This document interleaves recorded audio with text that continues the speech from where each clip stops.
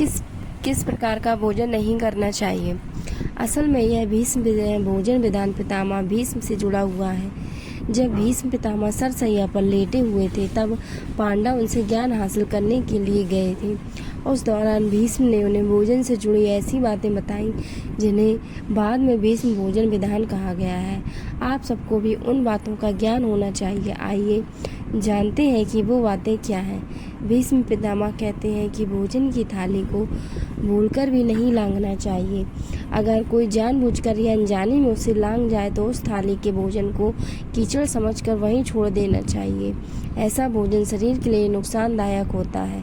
पति पत्नी के एक ही थाली में भोजन करने की प्रवृत्ति पर भी भीष्म ने अहम बात कही है। भीष्म भोजन विधान के अनुसार पति पत्नी में चाहे जितना भी प्रेम हो, लेकिन उन्हें एक थाली में कभी भी साथ भोजन नहीं करना चाहिए। इससे परिवार के लोगों के साथ मनमुटाव बढ़ता है। इस प्रकार के भोजन की थाली नशीले पदार्थों से भरे कटोरे के समान होती है। भीष्म पितामह कहते हैं कि भोजन की जिस थाली में बाल गिर जाए तो वह भोजन खाने योग्य नहीं रह जाता। ऐसे भोजन को त्याग देना ही बेहतर होता है। ऐसा करने पर घर में दरिद्रता और स्वास्थ्य की हानि होती है। भोजन की थाली में ठोकर लग जाने के बारे में भीष्म पितामह ने कहा कि इस प्रकार के खाने के सेवन से परहेज करना चाहिए। जिस थाली में ठोकर लग चुकी उसमें रखे भोजन को खाने से मनुष्य कर्ज में दबता चला जाता है और मानसिक तनावों का शिकार हो जाता है।